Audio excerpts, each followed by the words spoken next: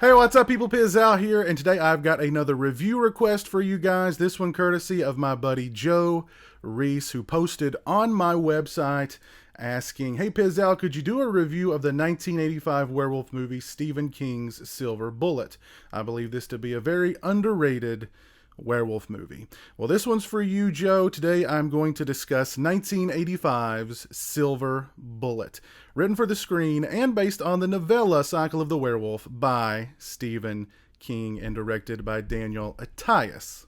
And now I think Stephen King's Silver Bullet is a very unique werewolf movie in that you almost forget that it is a werewolf movie. Now, when I think of werewolf movies, movies like The Howling, movies like American Werewolf in London, movies like Dog Soldiers, they just run to the forefront of my mind. And I almost have to remind myself, oh yeah, that's right, Silver Bullet is a werewolf movie. And I think that's because Silver Bullet is a character-driven, character-focused, character-first kind of movie. And like a lot of Stephen King stories, it's very much about family. You have this family in a small town. The young son, played by Corey Haim, has been paralyzed from the waist down. His sister feels like she's been given this overbearing task by her parents to be his keeper.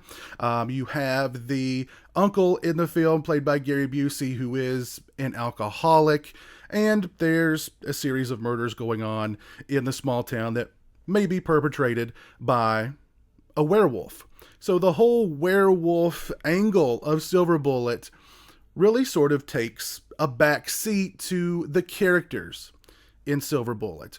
And that's one thing that I think Silver Bullet does very well, and that is the characters. First, you have a great cast for Silver Bullet. You've got a young Corey Haim, you've got Gary Busey, and oh my god, Gary Busey in this movie just chewing up the scenery. He may be a drunk, but he's a drunk with a heart of gold. Who didn't want an Uncle Red growing up like Gary Busey's character in this movie? Maybe not, go a little lighter on the wild turkey maybe, but Uncle Red was the man. The sister character, I believe the actress's name is Megan Follows, does a fantastic job in the film. You have Terry O'Quinn in there. You've got Lawrence Tierney has a small role in the film. You've got Everett McGill. You've got Bill Smitrovich. You've got a really good core of actors in this film, and they all give great performances. The small town setting of the film, which is something that Stephen King just does so well in his books, and sometimes that's carried over into the movie adaptation, sometimes it's not, but he does an excellent job of making the small towns in his films almost like a character in and of themselves. He does such an excellent job bringing these small towns to life and what small town life is like. The interactions between Corey Haim's character and his older sister, they feel real. The bickering feels very much real. The interactions between Corey Haim and Gary Busey are fantastic.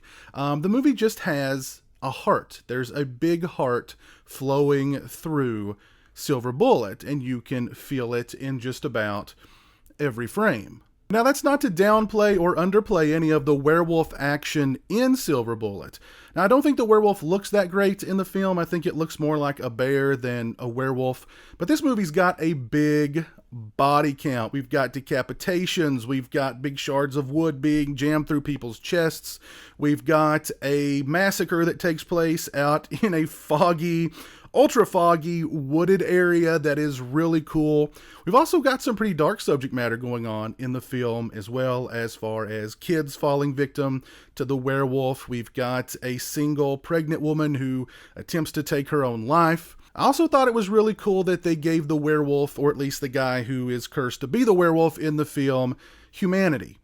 He's trying to stop people from going out and falling victim to the werewolf. He clearly does not like being a werewolf, and it's something that weighs very heavily on his conscience, particularly when you take into account what his job is within the town. And I'm not sure why I'm being all cloak and dagger about the identity of the werewolf, because I'm sure probably 90% of you watching this have already seen the movie and love the movies, but I won't give everything away in this review, to the point where he's having dreams about other members of the town during a church service turning into werewolves and attacking him.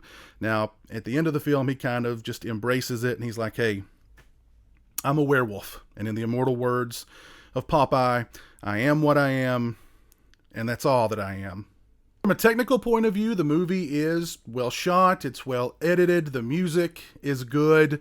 Daniel Attias adds some nice atmosphere to the film, particularly in that very foggy sequence that takes place out in the woods, in which a lynch mob goes out to find the perpetrator of these murders, and they become butchered by the werewolf, which leads to some nice practical makeup effects in the film, as far as the damage the werewolf brings upon its victims by clawing them, by biting them, by tearing off their heads, etc., etc. Now, if you, like me, grew up in the video store era of the 80s and early 90s, I'm sure you've rented Silver Bullet. You've probably seen it countless times, as I have. It's probably on your favorite movies of all-time list, and I'm sure that's due in large part to the heart that this movie has running through it.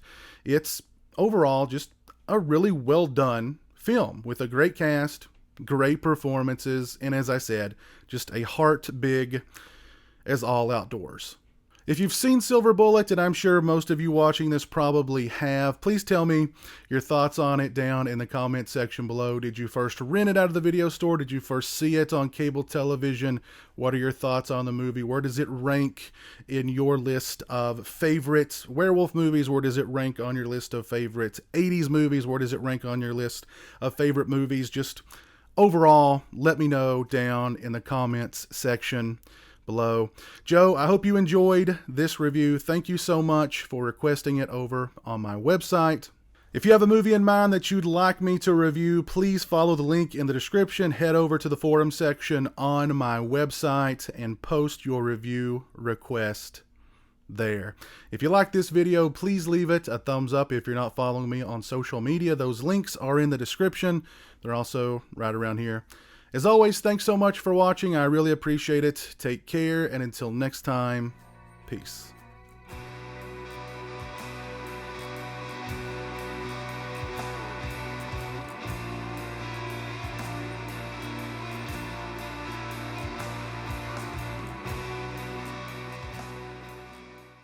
Say hello to the internet, Jeremy. Hello to the internet.